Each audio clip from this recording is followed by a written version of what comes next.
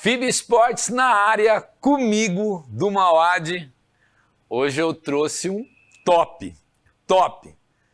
Jogador de basquete, um dos maiores do Brasil, campeão pan-americano, campeão de tudo, treinador de basquete, um monstro na quadra. Jorge Guerra, Guerrinha, prazer, meu irmão. Obrigado por você ter aceito o convite, estar aqui com a gente. Eu que agradeço. Pô. Só que tem que pôr na área não, no garrafão. Pô, verdade, hein? Na próxima aqui. Dá um ajuste hoje aí. Já começou bem no garrafão. Ô, Guerra, você começa a tua carreira. Vamos começar da tua carreira, né? Nossa senhora, vamos ficar aqui uns 3 dias. Ó, eu fico o tempo que for. Você começa em Franca, né? Eu nasci em Franca, né? Meu pai tinha fábrica de calçados e chuteira para futebol. Meus irmãos jogaram, 2 mais velhos, jogaram futebol muito bem. Eu tentei o futebol também, jogava até direitinho, mas como eu morava ao lado do clube, naquela época a vida da gente era escola, clube e rua, né? Para jogar no campinho, para correr na calçada, e pegar manga, pegar frutas, né? E a mãe gritando para voltar para casa. Voltar para tomar banho e dormir. Senão ficava na rua. Então, aí eu ficava no clube dos Bagres, aonde foi todo o início do basquetebol francano, né? Na década de 60, eu nasci em 59, quer dizer que os anos 70 ali, 68, 70, 72, era o dia inteiro no clube fazendo natação, judô, basquete, futsal, né? Na época era futebol de salão.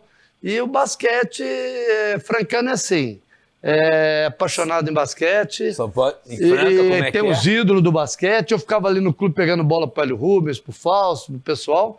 E fui gostando do basquete. Nasci em Franca, joguei por 22 anos em Franca. Campeão de tudo, né? Campeão de tudo, até vice-mundial, 5 vezes paulista, 5 brasileiro, 5 sul-americano, vice-mundial 2 vezes. E aí eu fui também para a seleção, para aquela geração do Oscar. Que geração, hein?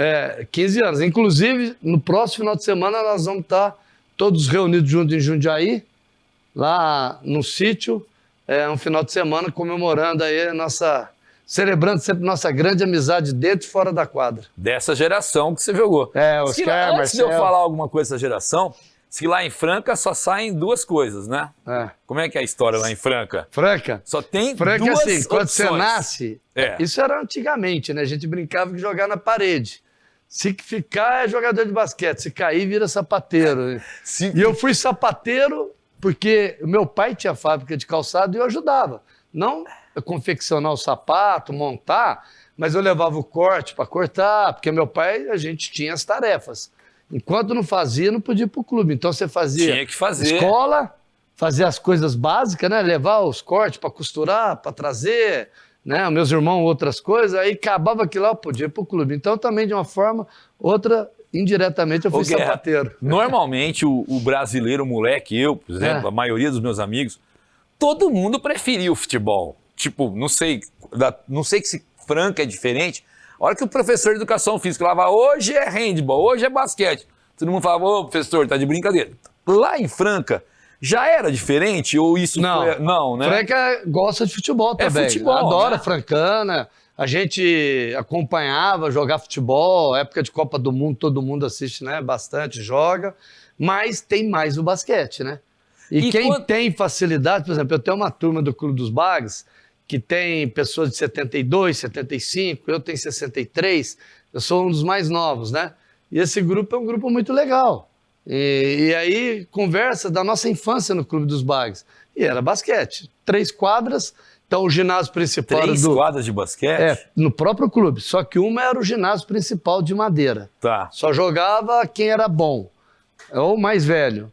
Na de baixo era a quadra de cimento, que tinha o futsal e basquete. Quadra deliciosa para jogar. Tá. Jogava os que não conseguiam entrar na quadra de cima.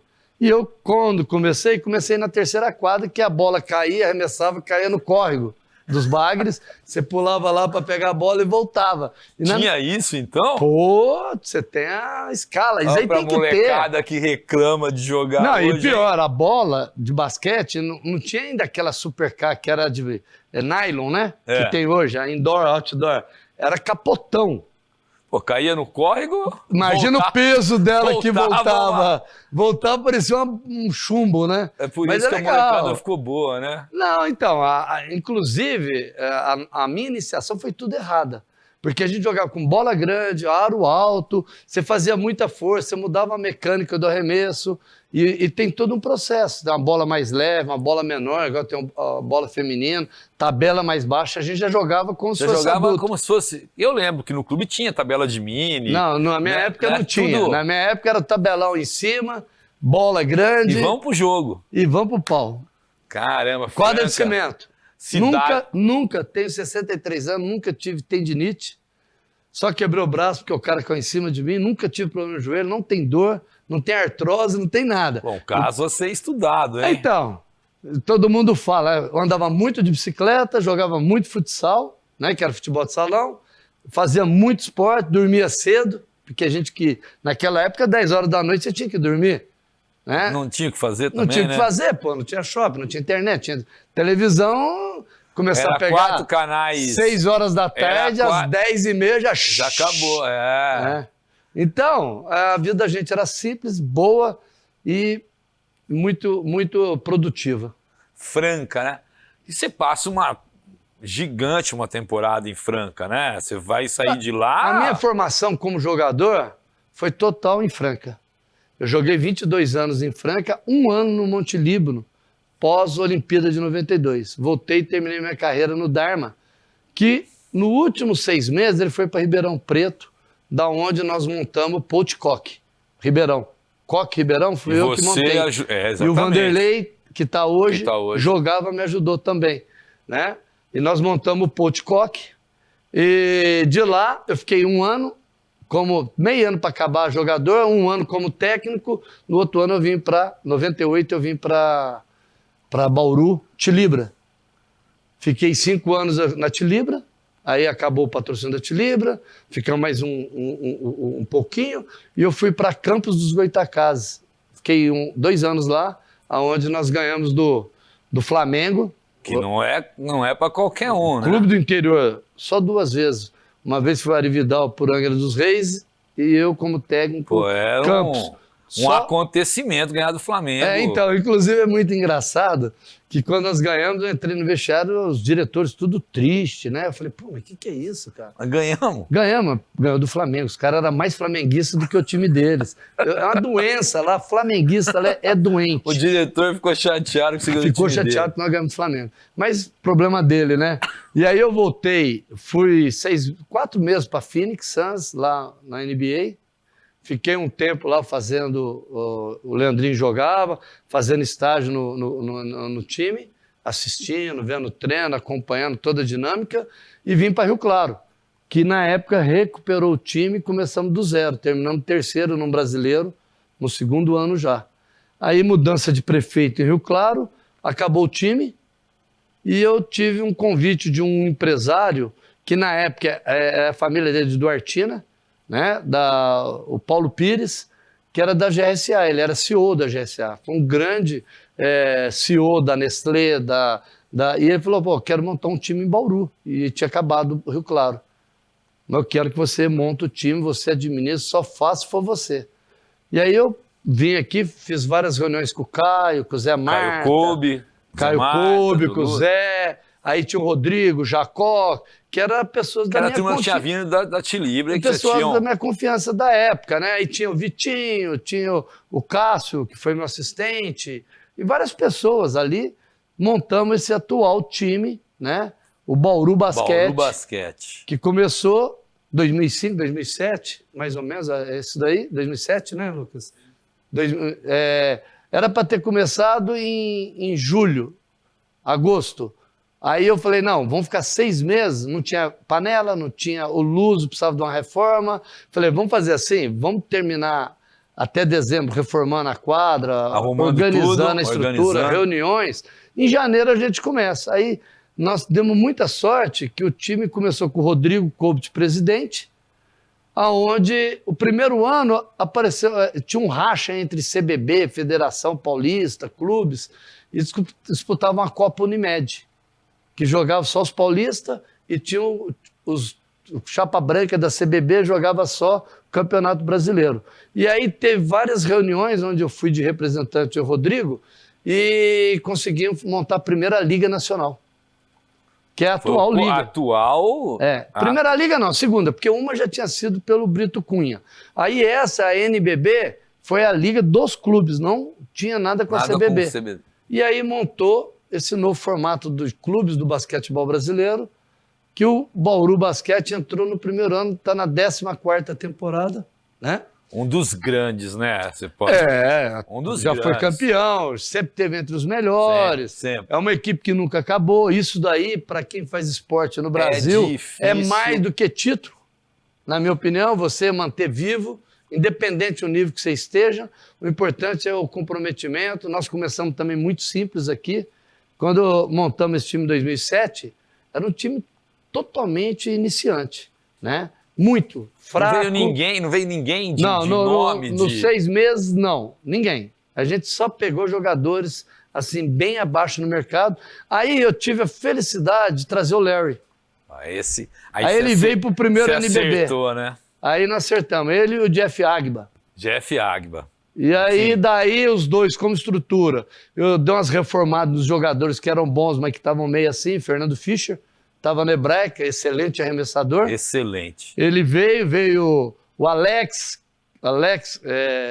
que ele era um negro alto, que jogava de ala, armador, né? A gente chama Alex Beiso, apelido dele. E a gente foi. O Filé, o Atílio, outro jogador. Fomos, o Renato a gente recuperou e chegou aqui.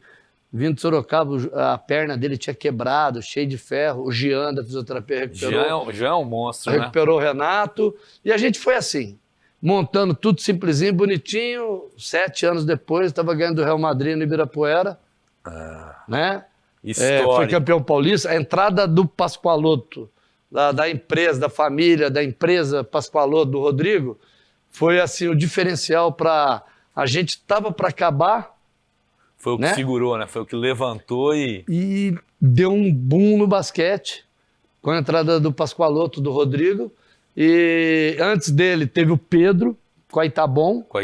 Que foi um lutador. Teve momentos difíceis na empresa dele. Complicado, né? Complicado. E ele pegou e vendeu até terreno dele, em Itapuí, lá, onde que é? Acho que é Itapuí. Itapuí. Que ele vendia terreno pessoal para poder honrar com os compromissos, que são simples, mas tem compromissos, né, despesas. E antes foi a GSA, através do Paulo Pires, de tantas pessoas aí que ajudaram, né? O Sandro foi presidente, o Joaquim presidente, e várias pessoas aí. Muita gente, né? Rodrigo Cobb foi o iniciante aí, tivemos várias pessoas. O João, que é o João Careca, no início era o gerente do time, que estava na Tilibra na época, foi um lutador. Não, várias pessoas, o Vitinho, tantas pessoas que sempre ajudaram o basquete a não acabar e sempre manter e buscar, e sempre com a identidade de Bauru, né? Um time que a cidade, a região abraçou e gosta demais do Bauru Basquete. Você vê todo jogo nosso, o último jogo nós Rio Claro, quadra quase que lotada, né? Um dia frio, começo de campeonato. Teoricamente, temporada. Então, e estamos aí vivos. Isso mostra Hoje o apelo que tem com o Plínio, o Goda, né? Que vem nessa Um abraço pro Plínio, pro Goda, que o próprio Beto Fornazari também foi presidente aí nessa etapa que eu saí daqui. E vem mantendo aí o basquete, todo mundo. O legal do basquete, mesmo quem sai, continua participando, não consegue, ajudando. Né? Não, participa de cada um. Quem está de presidente, é lógico, tem mais responsabilidade. Mas tem um grupo de trabalho lá, e o Vanderlei profissional na área, na diretoria, vem lutando aí. Hoje nós temos 3 pilares de patrocinadores, né? O Zopone, que dispensa comentários aqui, o trabalho na cidade através do esporte. O que a BDA faz a gente ficaria aqui mais outro programa para falar dele, é coisa nível olímpico. Eu bato palma, todo programa tem que falar. O que a BDA... O Cláudio, né? Pro Júnior. Pros dois irmãos. Fazem, espetacular. no basquete, o Diogo, junto com o Júnior, junto com a Zopone também. Nós temos a Unimed, que ela é incansável com o esporte, né? E com a gente, com o basquete, sempre nos deu uma estrutura muito grande. E ela é uma das master aí. E a volta da Send esse ano, né? Uma empresa que já foi master sozinha. E eles entenderam que o grupo de empresários, todo mundo participando, né? É o que dá para segurar, é o que precisa. Assim, nós não temos uma verba de um clube de futebol grande, como o Flamengo, São Paulo, né? Ou com o SESI, como está em Franca, mas nós estamos com uma verba intermediária, sólida e esse ano, administrativamente, bem sadio. E que dá para brigar, né? Não tem como lógico, dá para encarar. Lógico. Né? É 5 contra 5. Lógico que eles têm mais vantagens. O esporte, na verdade, é um jogo de vantagens e desvantagens. Quem tem mais qualidade, naturalmente, leva vantagem. Mas você tem caminhos... Mas tem várias formas para chegar ali. Você tem caminhos para você conseguir. Tem. Nós, no ano passado, tivemos uma excelente temporada em termos de resultado, 5º lugar. Classificamos para a Liga Sul-Americana, que nós vamos disputar agora em outubro. Mantendo aí Bauru entre os melhores.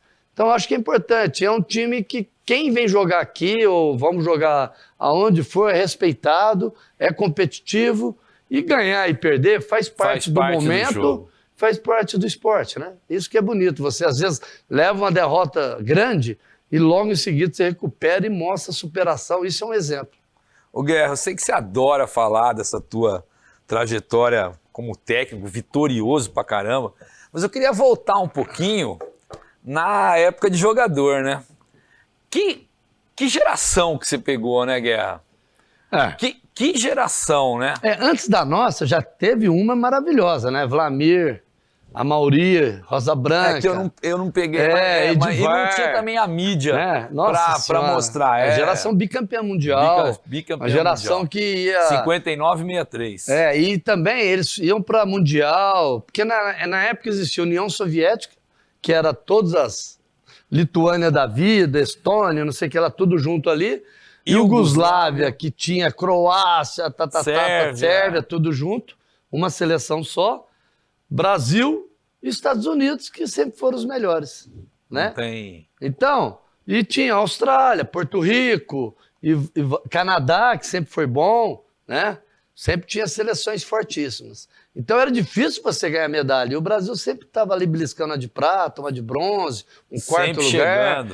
Quando ia mal, ficava num 5º lugar, né? E aí veio a nossa geração, Oscar Marcel, com uma proposta diferente que hoje é super... Isso eu queria te perguntar. Super moderno na época, NBA. Eu cansava de ouvir... Críticas, né? Tipo, pô, tem que fazer jogar... Que brincavam até que era o jumping ball, né? Ficou apelidado... Run game, né? Até quem não gostava falava muito sobre isso. O Ari Vidal sempre comentou, cara, você tem que ter uma visão... Na realidade, o técnico, ele tem que... O técnico é o cozinheiro. Não adianta você querer fazer uma picanha que não tem carne na sua casa. E se a picanha não for boa, se for dura também, vai sair horrorosa. Então, você às vezes tem uma carne lá de panela que você pode fazer uma excelente comida. Né? Faz lá com batata, um molho ali, um arroz, feijão, tempero gostoso. Então, agora, você quer fazer uma carne de panela, fazer churrasco, não dá certo. Então, o técnico, ele, por mais que ele tenha os conceitos dele, que ele tenha a filosofia dele, que ele gosta de um estilo de jogo, e quando ele não pode montar o time, ele tem que fazer com o que ele tem. De acordo com o que ele tem. Então, quando eu saí daqui, o time arremessava muito. Hoje, o que é? Arremesso. O Rafael Hetzheim contra o Real Madrid, arrebentou. Nós ganhamos o jogo chutando de 3. O Alex jogando poste baixo. E quando eu saí daqui, a proposta foi que o time só chutava muito. E hoje é modernidade. Hoje a NBA é basicamente isso, né? A gente já fazia isso em 86. Exatamente. Em 86, você tem uma ideia? As seleções, quando saiu o arremesso de 3, a gente ficava jogando buraco, né? O Gerson contra o Oscar e o Marcel. Porque não tinha internet, a gente viajava, ficava 3 meses de seleção, e aí a gente ficava, acabava a revista, levava as revistas, acabou, trocava, e aí não tinha nada, tinha que fazer o quê? Vamos jogar buraco. Vamos jogar buraco. E aí jogando buraco, a gente ficava conversando de jogo. Aí o Oscar sempre foi meio malucão, falou, peraí, vamos fazer umas contas aqui, o Marcel é muito inteligente. Pô, nós estamos arremessando 10 bolas dos 3, a gente tem 70%, isso significa que é 90% de aproveitamento de 2, se a gente somar, e aquelas contas, começar a fazer. Contas. Não, e se fizer assim, aí junto com o Ari, junto com todo mundo, falamos, vamos fazer o seguinte, nós temos um potencial muito grande dos 3, vamos aumentar o volume. Arremessar mais, né? Arremessar mais. Mesmo e aí todo mundo topou, quem tem que arremessar, arremessar, quem tinha que passar, passar, quem tinha que bloquear, correr, marcar, tá todo mundo junto. E aí passou assim, uma seleção chutava 5, 10 bolas dos 3, é só maluco chutava. E a nossa seleção estava 25, 30, 35. Isso. A gente jogava para fazer 250 pontos num jogo. 300, nós chegamos num jogo, nós venezuelanos jogamos fazer 300 pontos. Que isso? É um negócio assim, cada 7 segundos, 5 segundos a gente tinha um ataque. No volume. Tinha bom aproveitamento. E então, arremessava. Aí no final do jogo, você pegar a estatística, o nosso time pegou mais rebote, recuperava mais bola, chutava mais, tinha um aproveitamento muito, lance livre. E hoje todos, isso 90%. É o padrão da NBA. Esse é o padrão da NBA e do esporte internacional. Já que você está falando dessa seleção aí, viu, ô Henrique, tem um recado para... Tem uma pessoa que mandou um recado para você. Só para você falar um pouco mais dessa seleção. Você coloca aí, Henrique? Ó, Cadu. Nestor. O Guerrinha é um irmão que o basquete me deu. A gente jogou junto, jogou contra pela primeira vez, a gente era juvenil ainda, ele pela escola de Franca, eu pela uma escola aqui de São Paulo. E desde então sempre tivemos grandes confrontos e jogamos juntos na equipe de Franca também, muitos anos na seleção brasileira, então somos amigos de longa data, mais de 40 anos já são que a gente troca umas figurinhas. E, curiosamente, a gente não se chama pelo próprio nome, né? Meu nome é Ricardo, meu apelido Cadum, ele me chama de Nestor, e o nome dele é Jorge, e o apelido Guerrinha eu chamo ele de João. João porque sempre que vinham os diplomas de Olimpíada Mundial, sempre o nome dele vinha trocado, nunca vinha Jorge, vinha João. Então, para mim, ficou João. Para sempre é João, eu chamo de João direto. E ele me chama de Nestor porque era meu apelido, que o Adilson colocou apelido em mim, era o Nestor daquele gibi do Zé Carioca, aquele urubuzinho, tinha um cabelinho aqui em cima, eu tinha cabelo naquela época ainda, e ele me chamava de Nestor, me pôs o apelido de Nestor, e o Guerrinha pegou, me chama de Nestor até hoje. Valeu, meu amigo, abraço. Semana que vem tamo junto, hein? PAN 35 anos. Abraço. Monstro também, hein? Monstro sagrado. Então, o Cadum é um jogador diferenciado, né?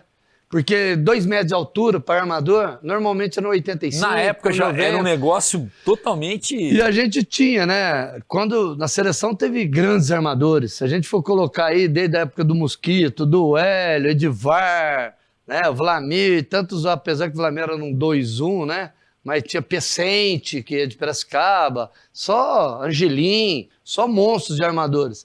Aí, quando nós começamos, tinha o Cadum, o Nilo, eu, o Agra, não era um armador, mas fazia um 2-1, e tinha o Mauri, né? E tinha outros, irmão do Marcel, né? Irmão do Marcel, tinha o Zanon, tinha muitos jogadores bons. E aí, na seleção, foi ficando eu, o Mauri, na primeira seleção de 86, 85, e o Nilo. Aí, em 87, o Nilo saiu e entrou cada um no lugar dele, porque aí você tinha 3 armadores diferentes. Eu marcava muito bem, passava muito bem, organizava o time, não errava nada, né? E sincronizava tudo. E a hora que tinha que fazer uma cestinha, eu fazia, porque em Franca eu era cestinha. Mas ali na seleção eu sabia me posicionar. O Mauri já era um jogador totalmente diferente da minha característica. Já era muito mais agressivo, queria pontuar. Queria ir pro garrafão, né? Arremessava, queria jogar mais com o Oscar e o Marcel. E às vezes ele não jogava por isso. Né? Mas muito talentoso. Até jogou em Bauru, foi campeão pela Tilibra, eu fui técnico dele. Mauri é um excepcional jogador. Não marcava tão bem, mas passava muito bem e era muito mais agressivo para o cesto. O Cadum já fazia os dois. Né?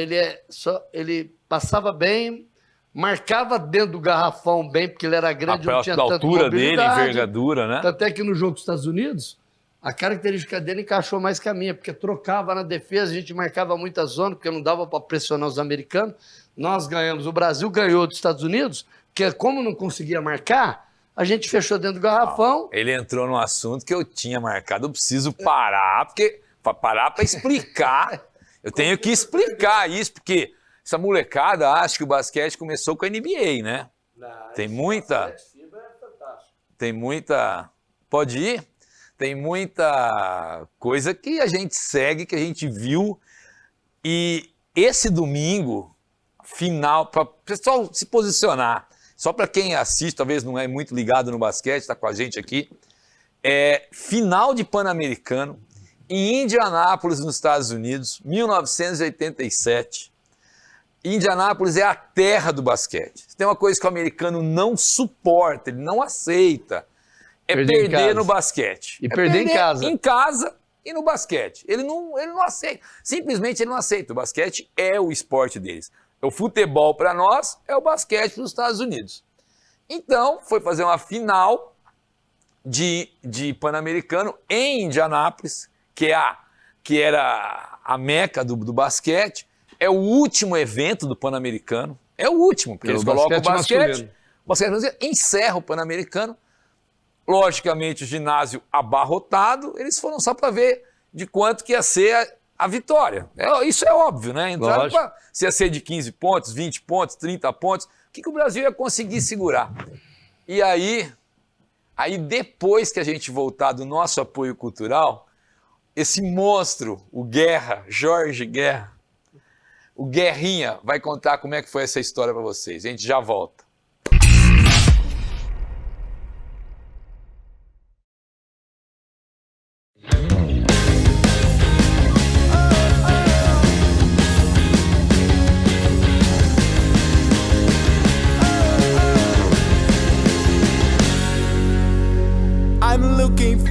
I'm searching to something real nice, something real true for me and you.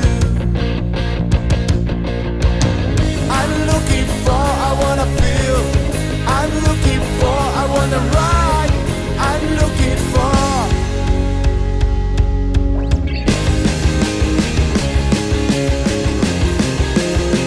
I'm looking for, I'm searching to something real nice, something real true for me and you. I'm looking for, I wanna feel. I'm looking for, I wanna ride. I'm looking for.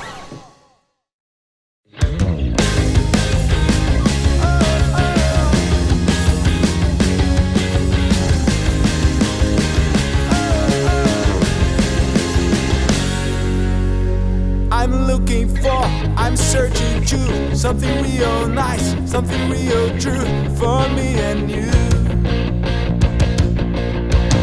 I'm looking for, I wanna feel.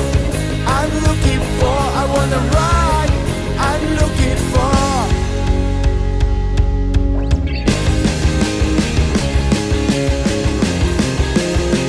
I'm looking for, I'm searching to something real nice, something real true for me and you.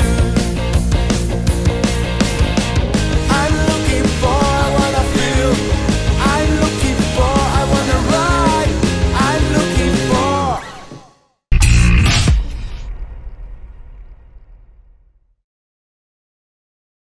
Estamos de volta, hein? Estamos no garrafão. Eu nunca joguei basquete, né? Por isso que eu tenho que jogar de armador aqui atrás e nem poder entrar no garrafão.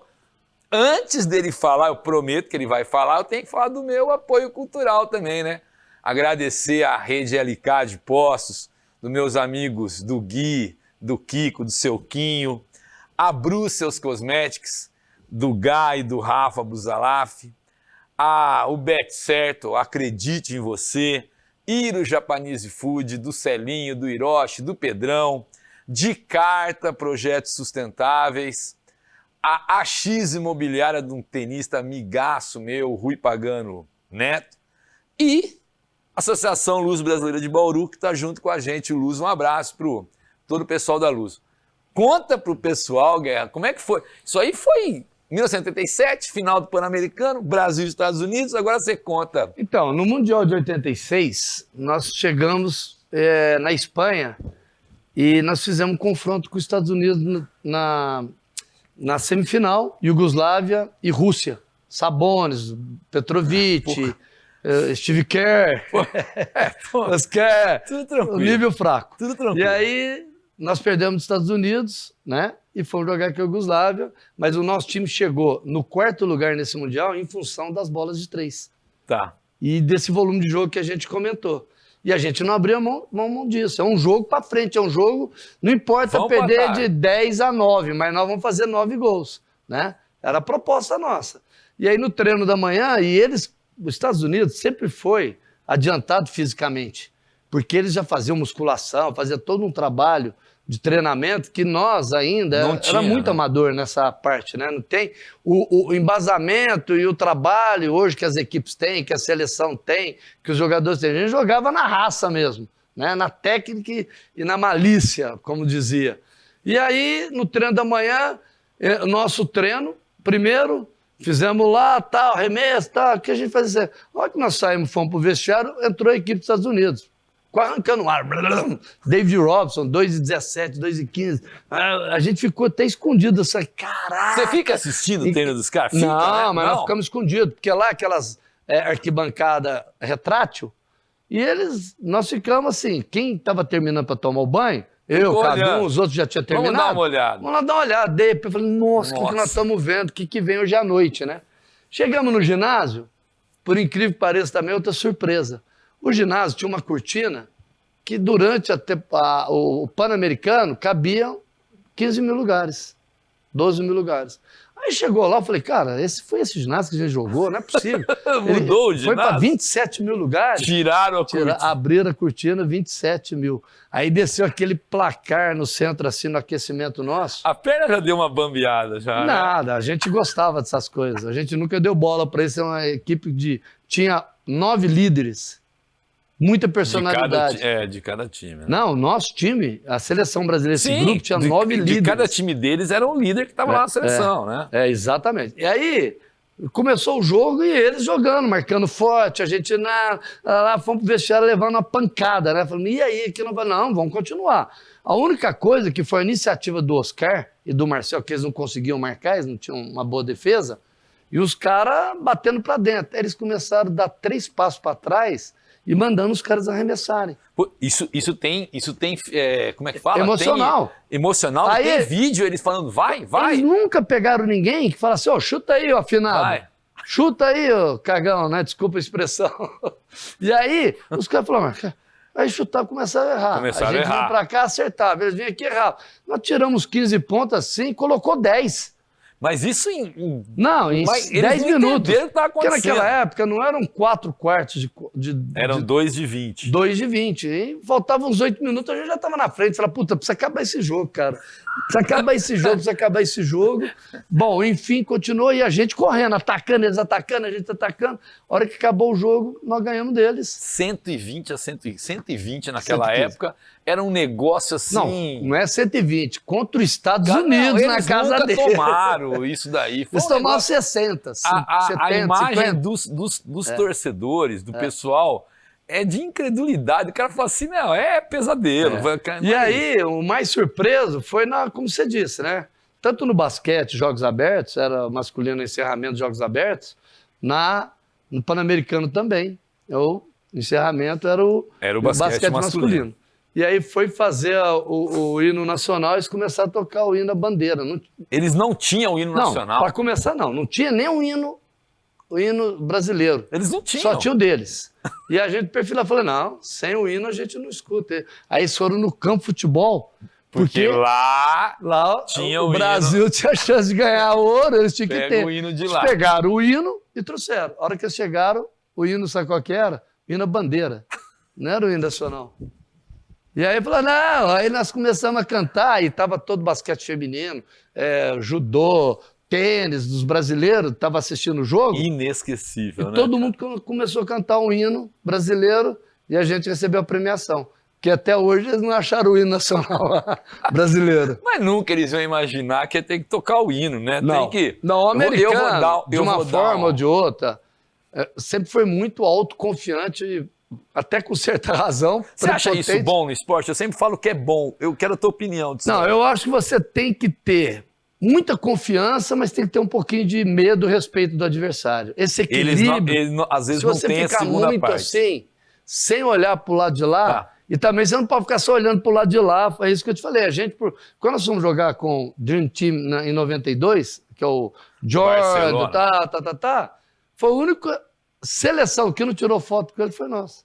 E só para o pessoal saber, o Dream Team que vai para Barcelona em 92, com todos os profissionais, É. vai em função dessa derrota. Não só dessa, em 90 foi assim. Em 87 eles perderam pra gente. Indianápolis, Em Pan-Americano. 88 eles perderam a Olimpíada de Seul para a União Soviética. Que nós ficamos em quinto, que o Oscar errou uma bola debaixo do cesto. Nós a Foi. gente ia disputar medalha, perdemos da Rússia por causa de uma bola debaixo do cesto livre. Não sei o que aconteceu. Até hoje ele fala dessa bola. Até hoje fala dessa bola. Até hoje. Qualquer E entrevista nós do ficamos Oscar, em ele quinto, fala. né? E era para ter medalha. Aí, em 89, na Universidade, que era muito forte, eles perderam para a Iugoslávia, que vinha a ser a grande potência do basquetebol. Com Drazen, Kukoc, Radja, que Uma geração uma fantástica. geração, né, fantástica. Em 90, no Mundial da Argentina, levou um baile. A Iugoslávia ganhou de 30 pontos deles, pondo na Não roda. teve jogo, né? Não teve nem jogo. Porque Aí- eles levavam os universitários. Os melhores que viravam Os a me- NBA. que O iam Jordan pra jogou a NBA, Olimpíada de sim, 84, o David Robson, que foi All-Star. Os que iam draftar Os depois. melhores levavam, nem assim eles ganharam. Aí eles Aí- começaram a perder. Aí eles fizeram uma reunião de emergência dele e falou, peraí, Chega. já deu, né? Chega, né? Aí eles fizeram um acordo com o COI, Coi. para poder os profissionais jogarem. Porque não podia. Teoricamente é só amador que pode jogar. Exatamente. Aí isso era a primeira Olimpíada de 92 e ali foi uma massificação mundial do basquetebol. Foi quando explodiu a NBA. Aí foi tudo. para China, Aí Japão, aí explodiu a NBA, foi uma grande a sacada. NBA não era da... nada disso em 90, hein? Era uma Não, era, liga mas não forte, a nível mas mundial. não mundial. O que eles fizeram? A NBA copiou a Fórmula 1. Porque os outros esportes, o futebol e o beisebol, é fortíssimo nos Sim. Estados Unidos. Até o Futebol americano. futebol americano, eles chegam a fazer 10 vezes mais grana do que o basquete. Em tudo, Super Bowl. Só que eles fazem só no mundo deles. E a NBA fez igual a Fórmula 1. Abriu, né? Foi para o mundo inteiro, aproveitando esse negócio de ainda internet, que veio junto. E hoje, a NBA é um modelo de esporte, De esporte. de administração de tudo, para todos os esportes no mundo. De moda, né? De tudo, né? Você pega o Jordan. Nós jogamos contra o Jordan em 83 no Pan-Americano de Caracas. Eu fui nesse Pan-Americano. O Jordan ainda tinha cabelo. Aí, para 84, ele já estava começando a ficar careca e a Nike entrou com ele, que fizeram um estudo, falou assim, pô, como é que nós vamos patrocinar um careca com 23 anos, 22 anos, passar uma imagem de saúde? Porque ele era o Air Jordan. Aí os caras falaram, raspa tudo com navalha e vai dar aquele brilho na careca dele que vai passar uma imagem agressiva. E a roupa larga... E o Air Jordan virou moda no mundo inteiro. Inclusive, hoje a própria Nike tem uma parte dela que é grande, que é a da Air Jordan. Só da Air Jordan. Faz futebol também, né? O Faz Paris tudo. O Paris Saint-Germain Saint-Germain é dele. patrocinado pela Air Jordan. Exatamente. Cara, viver... Esse jogo você não vai esquecer nunca mais, né? Esse você lembra... Você sabe que eu fui assistir esse jogo agora na pandemia. Eu não tinha assistido ainda o jogo. Inteiro. Passou inteirinho. Aí nós fizemos um negócio legal, o grupo. Nós falamos, ó, vai passar tal dia, tarará, vamos todo mundo assistir. E cada um no seu. Nós temos um grupo no WhatsApp, nós ficamos trocando figuras. Ah, essa hora se afinou, hein? Pô, essa hora você tinha que dar uma porrada, não sei quem. Hein? Isso não tem preço. No nosso grupo nós ficamos. Pô, não pede tempo. Olha lá, o Oscar não me passou essa bola. Falei, isso não é novidade. E aí a gente ficou no Isso é grupo normal, né? assistindo o jogo inteiro, porque a gente não podia sair de casa. Foi na pandemia. Na pandemia Logo que eu no fui começo. assistir o jogo. Eu tinha assistido assim. Os melhores momentos, a hora da virada. Não sei o quê. O Oscar chorando no chão. Aí Marcelo. depois, né, o tombo do Mauri, que foi engraçado, que esse Pan-Americano, o Mauri pegou cachumba, não sei o que ele pegou, que ele tinha que ficar no quartel, porque o nosso alojamento era um quartel lá no Pan-Americano. E o Mauri não podia ir. Na final ele foi, mas não podia jogar, né? Tava totalmente fora, sem condições físicas. E na hora de vibrar, ele saiu correndo e tem aquelas mesas em volta assim. E não sei quem tirou uma mesa por baixo. E ele, a hora que ele pisou naquele preto assim, ele foi de boca no chão. A gente não sabia se ria, se corria, se ajudar pulava. ele. Foi uma festa. Ó, eu tenho que te fazer umas perguntas. Fica à vontade. De caras que são, antes de mais nada, fãs de você como jogador, como treinador. Rafael Antônio. Rafael Antônio. Tô lá com ele toda terça-feira, pessoal do Jornada Esportiva. Rafael é muito importante nessa nossa volta aí, viu? Rafael Antônio falou assim, faz uma pergunta boa pra ele. Pergunta quantas broncas ele tomou da mãe dele ouvindo os jogos dele com o Rafael Antônio narrando. Você pode me falar isso? Mas daí? Muitas, hein?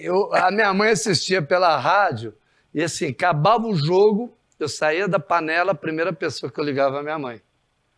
E aí, o Rafa, né, falava, time precisa treinar mais lance livre, um exemplo, aqui as coisas de radialista. A minha mãe, Jorge, você treinou lance livre, o time? Eu falei, por quê, mãe? Eu já sabia que o Rafa tinha falado.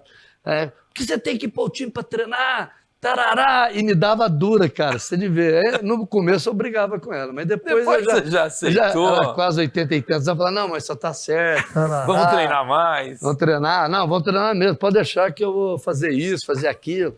Ó, você não fez isso, mudou a defesa, tudo que o Rafa falava, ela falava e vinha, porque a pessoa que não entende e é torcedora, ela vai replicar o que o radialista, o cara da televisão fala. É muito importante, porque o pessoal acaba... são formadores de opinião. E formava e a minha mãe vinha. Aí eu me divertia. Então, no começo eu brigava. Deu muita bronca, brigava até né? com o Rafa, mas depois eu falei, deixa eu fazer parte da nossa cultura. E o Rafa foi muito importante... Na volta, né? Na volta do basquetebol. Ele pegava o carro dele aí, ó, põe até o Josué dentro para ser comentarista. O Laza, o carrinho dele fazia assim, ó. Outra pessoa pediu para fazer essa pergunta.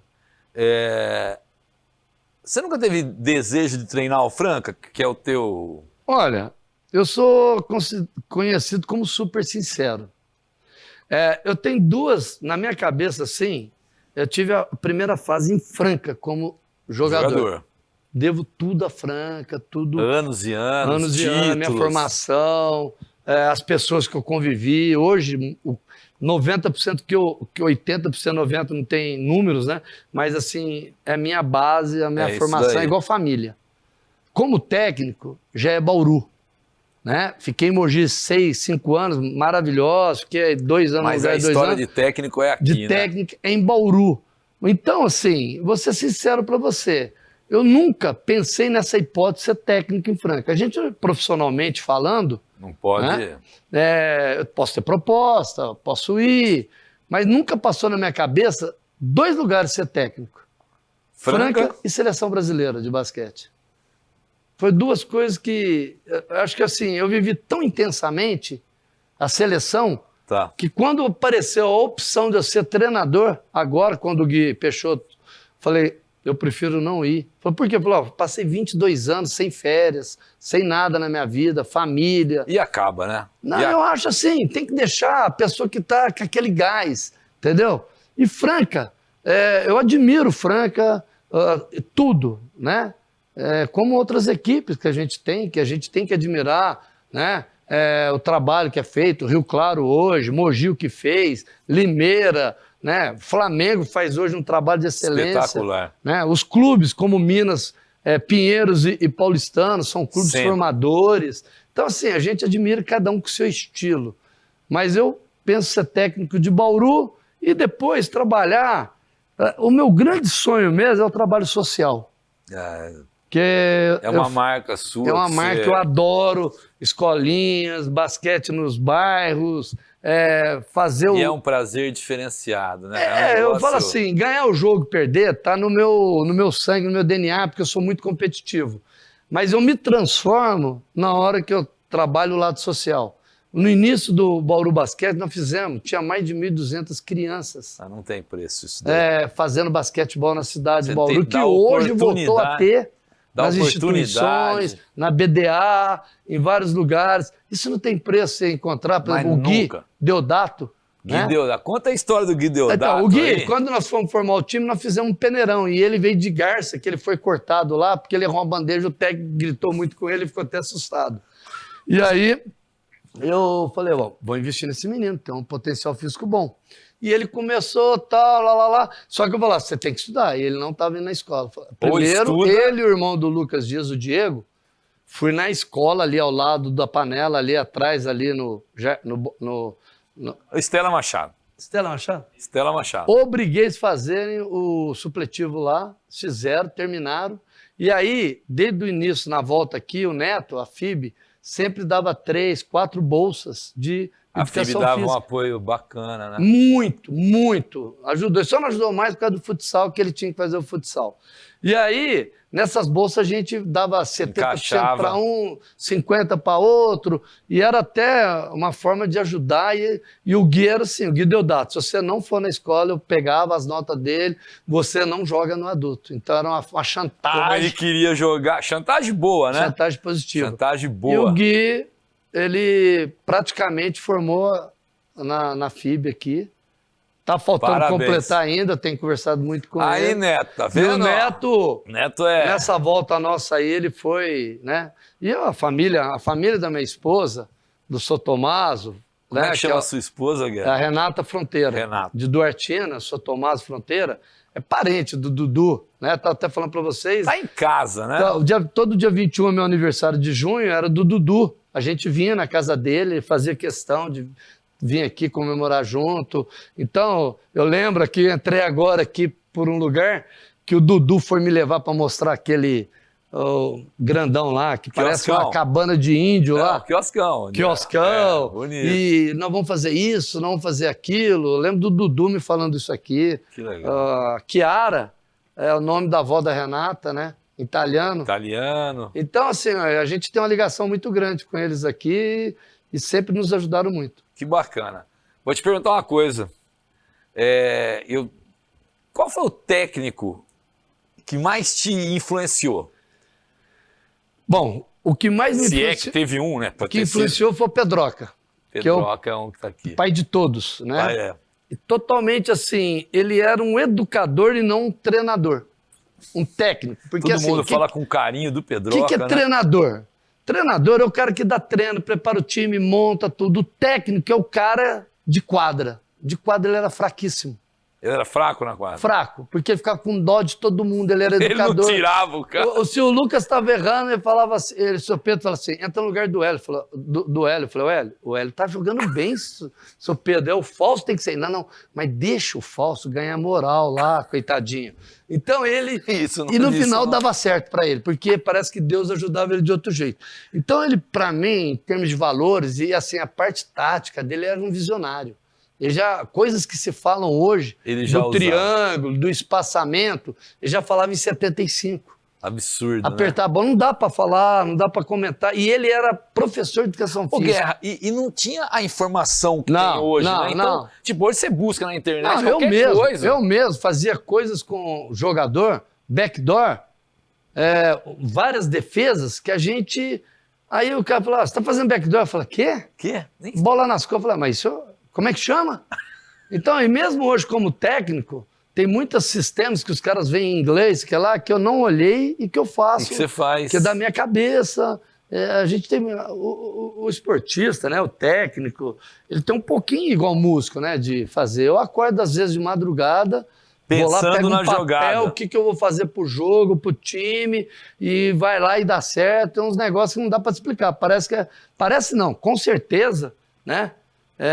Tem os anjos da gente junto, Eu acredito os nisso. espíritos, os guias que nos dirigem aí, né, no paralelo, e sempre nos orientando. Então, sou Pedro. O Hélio foi um cara também. Hélio Rubens. Foi um cara Lenda. que ele é um motivador. O Hélio, né? O Hélio é um cara que não deixava você pensar nada Negativo. A resiliência dele é um negócio que me ensinou muito. E Franca, por ter muitas dificuldades, longe de Franca, ônibus quebrar, sem uniforme, sem dinheiro, e não, vamos lá, Vambora. vamos aqui, tarará. O Edivar, para mim, foi um cara também inspirador, que foi um cara que mostrou o treinamento mesmo, como tinha que fazer, a quantidade, sacrifício. É um cara de visão. E tive o Ari Vidal, que não era nem treinador nem técnico. Você vai falar assim, mas como que foi? Ganhou tudo. O Ari Vidal era um cara... Ele era um gestor de time, que é o mais importante. Que ele sabia como... Sabia comandar, Era sabia... muita estrela, que nem você falou. Eram Sabia 9 tirar líderes. quem estava atrapalhando, sabia agregar. Tinha uma leitura, cara. E treinar e falar assim, não, o assistente, o medalha, dá o treino. Vai. Preparador físico, não entendo nada, faz o que você quiser. Agora, dirigir o jogo, ele era fantástico. Inteligente demais. Né? Ele sabia, e ele dirigia, não tanto a parte do basquete, era a parte, não sei te explicar. Teve um jogo que eu fui com ele com medalha no Pan-Americano, nós sentamos lá assistindo, e o medalha estava morando nos Estados Unidos, e olhava estatística, olhava tudo, e anotava nome, anotava jogada, e o Ari Vidal lá, fumava. Aí eu falava, fumava durante o jogo, não fumava? Durante o jogo, o Mortari fumava também. Aí eu falei, Ari, o que você vai fazer aqui?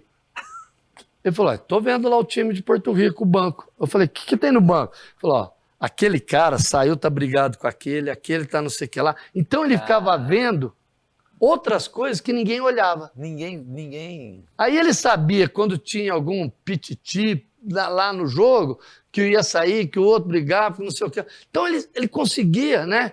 A gente chamava de bizizi, que era a conversa.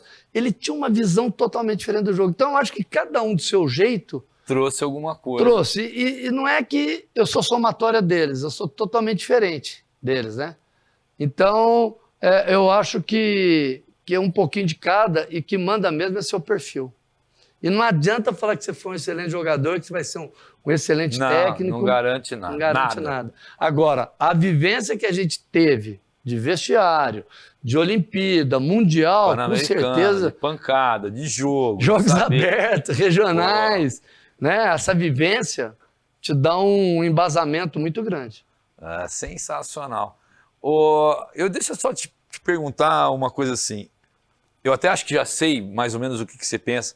O Brasil sempre foi muito forte em esporte coletivo. Sempre. É. Eu lembro que era moleque, falava, um absurdo o cara ganhar 7 medalhas em prova de natação, um cara, e a gente ganhar 10 jogos, 7 jogos para ganhar uma medalha. É um absurdo isso, por isso o Brasil nunca vai ser potência. Aqueles papos que sempre teve. O basquete tinha que ter 12, o futebol tinha que ter 11, tinha que ter 22, aquele papo que sempre teve.